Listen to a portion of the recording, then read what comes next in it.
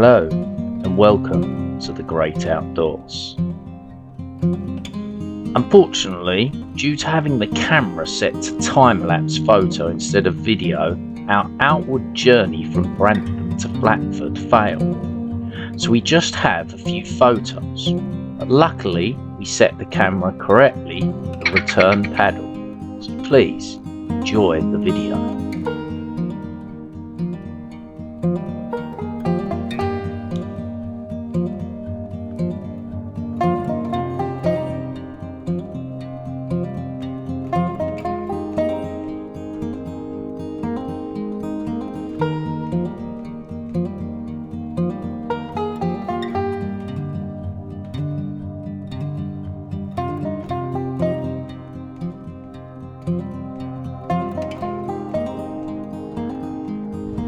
This is Flatford, there's a cafe over there, and there's a bridge. This is where the Haywain painting by Constable was done.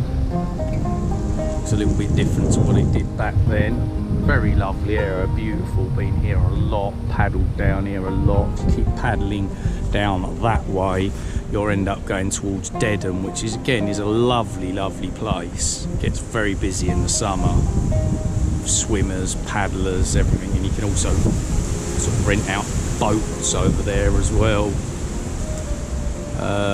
Lots of ducks. Very beautiful area, to be fair. Lock gates here, I don't think they're really used anymore, possibly open maybe occasionally to the flow of water. We have noticed that the water level here at the moment is very low, probably the lowest I've seen in a long while, but about to just had our lunch. Kelly just heading up there. We've just collected some twigs from here for our fire pit thing tonight on the beach, hopefully. As the wind doesn't get much worse, we should be okay. Right, well, I'm gonna let you go now while we get back in the canoe and get back paddling, and I'll speak to you again soon. Hello and welcome back. We're back in the canoe. I don't know how this video is going to go because I got it on the tripod and it keeps falling over. It's obviously the surface in which it's sitting on in the canoe isn't flat. I might have to come up with a different way of videoing when I'm in the canoe. And Kelly was videoing earlier, it was on the GoPro and it was on a mount that was on the front of the canoe. Whereas I don't have a mount where I am other than right behind me. So it's very difficult for me to mount it anywhere unless we stick a mount to the middle seat, which isn't ideal because our children sit in the middle seat. But we'll see how this works. We're just leaving Flatford now, paddling back to Brantford, where we'll then basically get the canoe out of the water, put it back on the roof of the car, drive back to St Joseph, and then we'll make our way down to St Joseph Beach, hopefully, as long as the wind doesn't get any worse. It should be an easier paddle back, to be honest, due to the fact that the wind is behind us, so it should push us along. Whereas the paddle back down here was quite difficult, wasn't it?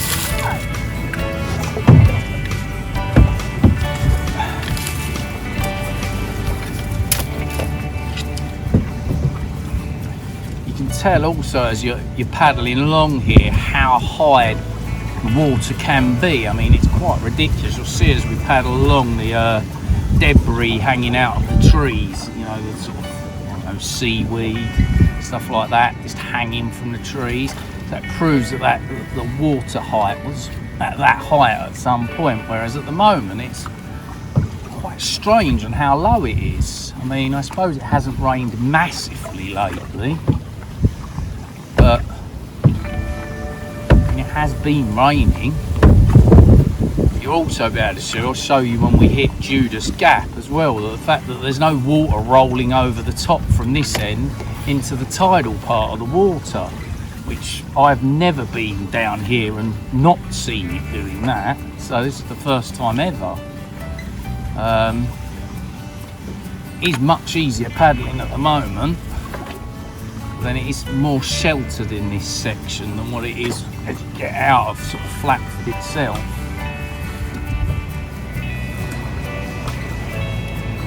We've got some sort of new equipment as such to try out. We've got a light that we bought for our GoPro, which we'll be trying out this evening. We noticed that basically the GoPro in low light is awful. You can't see anything. We ended up having to use our camera phones last time to video on, which was much better. So hopefully that will improve video quality. We've also stuck some more little furry things on the mic on the GoPro, hoping that'll sort of stop the wind noise as much as what it was, because I know our last video there was quite a lot of wind noise. So we are hoping to get better on the quality of videos as we learn to know how to use the editing software we're using more. Nice to be out on the water though. We didn't get out paddling as much last year as we would have hoped, because we started the wild camping last year, and that sort of took over a little bit. When we did have the spare time away from the children and stuff like that, we chose to do the wild camping rather than the canoeing as much. But we do plan on doing more canoeing this year, so hopefully there'll be a few videos of us doing that in different places.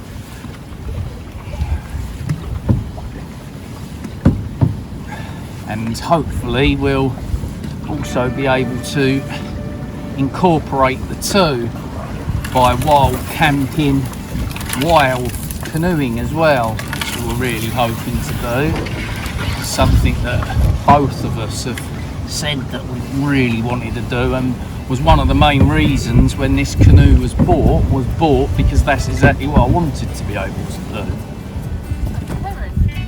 Oh, just seen a heron there. I don't know whether you won't be able to really see it, I wouldn't have thought. Just flying over there. Also Kelly in front. We're just coming up to Judas Gap now, so I'll turn you around in a second when we get over there and show you what you mean about the water flowing down. Just show you over there now. As you see, normally the water will be flowing right over there into the tidal part, which is just over there, starts over there. But literally, I mean, you can see how low the water level is. So as I say, I've never seen it like that before. Quite a narrow area along here. A lot of brambles. If you've got a blow up kayak or canoe, it can be a bit disastrous around here. I used to have one, and I'm pretty sure I've managed to puncture it there a few times, where a lot of brambles dangling in the water. One issue with a blow up kayak or canoe over a solid one. One thing you do really notice if you come out on a sort of more of a winter paddle is how different the landscape is to when you're paddling in the summer, because generally if we paddle, it is in the summer when it's a bit warmer. But the great thing about coming out in like the winter is that, a lot of the foliage and everything is all dead, so you can see for a lot further. There's a lot more to look at, which, as you can see, looks really lovely when you look over there.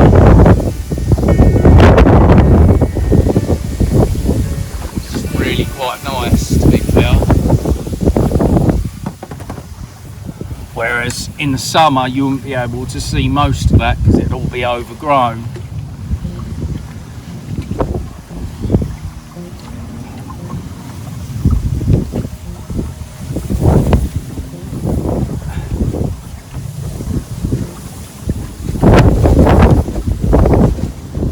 Plus point on coming out for a paddle before we do our camp this evening is obviously down St Joseph Beach. There's not very much wood, and we like using a little twig stove preferably. So we managed to pick ourselves up a bag full of twigs down here to be able to use when we're down on the beach.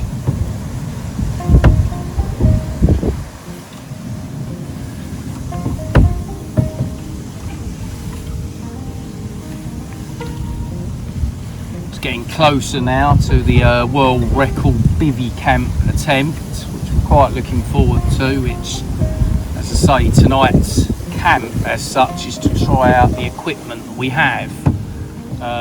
One thing that has been brought up that we have noticed today, we saw someone out on a kayak with a small child. The adults seem to have a buoyancy aid on, but the child didn't seem to have one on.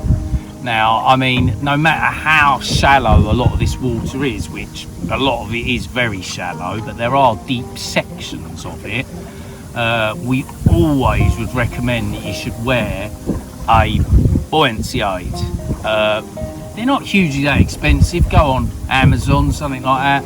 You can find them for good prices. Even Facebook Marketplace, we picked up two for our two older boys. That they were really cheap and they were new in bags. So, you know, there's no reason, if you're going to choose to take up the idea of paddling, whether it's kayaking, canoeing, paddle boarding, whatever, always recommend that you wear a vest, because, you know, it could save your life. Because just because it's not that deep, it doesn't mean to say you couldn't fall in the water, hit your head, and then be floating in the water. You could sink to the bottom, whatever, I don't know. The buoyancy aid could help you out, so definitely would always wear one no matter what. Just over here, earlier on, there's not so much now, but there were a load of geese out there. There's quite a few over there, I think, by the looks of it. Try and zoom you in a bit. Right, I am going to have to go back to paddling though, because otherwise we end up crashing.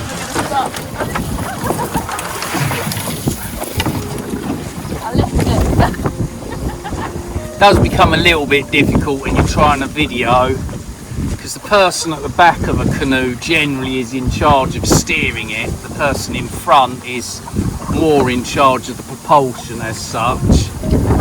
It's a lot quicker to steer from the rear than it is from the front. I don't know if many people know this, but if you do get a canoe, you tend to put the stronger paddler at the back of it, because obviously they're the ones that have to quite often do a lot of paddling to move around, especially if it's moving water.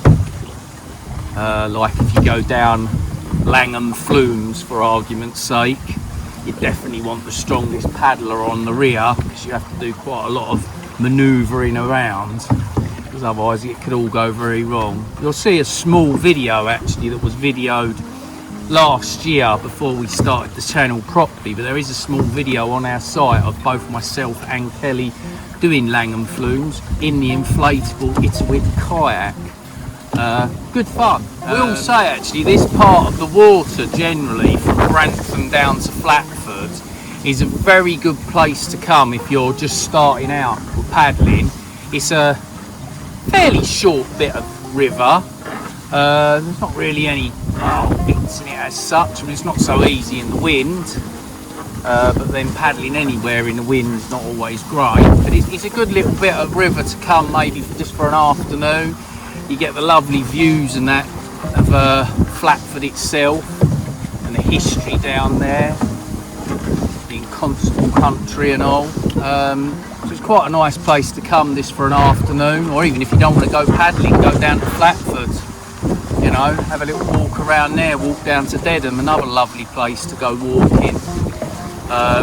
There is actually a route as well, which we plan on doing this year, where you can walk from Manningtree all the way down to Flatford, which means you follow sort of the tidal part of the water down to Judas Gap and then right into Flatford.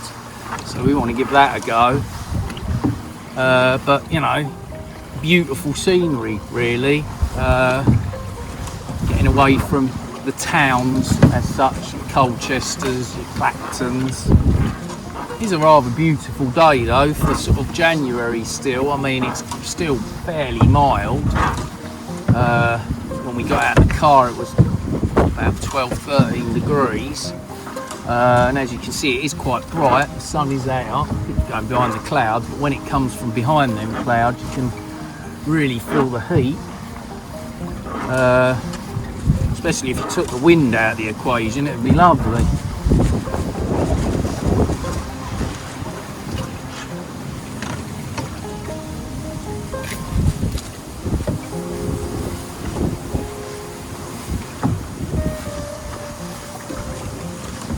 Not far now from a car, really quite close now.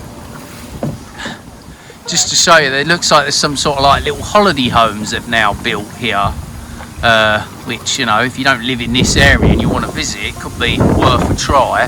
There is a little cafe which we'll show you in a second as you get round this corner around here. There's a little cafe, but these look very nice. I mean, look, they'd be looking right out over there. It's quite a nice view.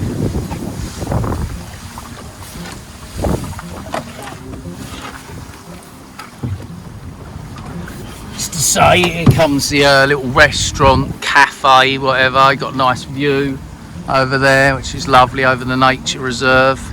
Very beautiful. I mean, we'd like to come back here one day to possibly have something to eat or a little drink or something.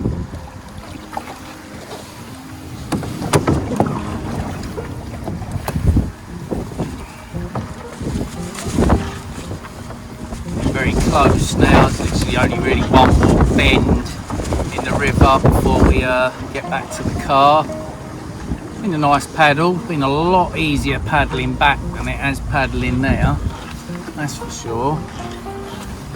As you can see, it's not a hugely long bit of river. We will put on the screen the sort of distance it is and roughly how long it will take you to paddle it. We're not particularly fast paddlers, and with the boat that we have, or the canoes should I say, that we have, it's not a fast paddle at all. It's quite large. You know, if you've got a blow up one, a lot of the time they're quite slow in the water because of the type of boats they are. Right, we're just pulling into Grantham now. I'll be able to show you the tunnel that goes through. That's the tunnel that goes through to the main part of the tidal river. You do have to go through there and get out and then get into the tidal part of the river. But yeah, as you can see, the pontoon's up here on the left. Right, okay, well, I'll leave you there and I'll bring you back when we're out of the water.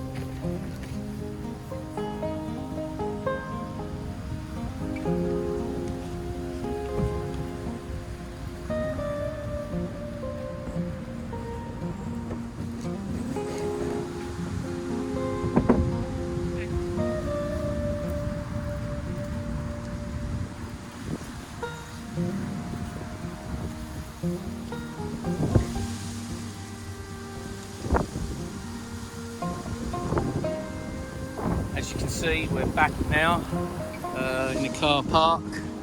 It's a reasonable sized car park, but I'll be honest, in the summer it's very busy. If you want to go paddling from here, it is better to get here reasonably early because it does get full. You can park a little bit on the road, because it's a little dead end road, but yeah, depends on how heavy your canoe is. I've done it before, drove in, unloaded the canoe and then parked the car further up the road. But yeah, well, I think this is fairly a good time to end this part of the video, and we'll see you down the seafront in St Joseph in the second part of this video. See you later.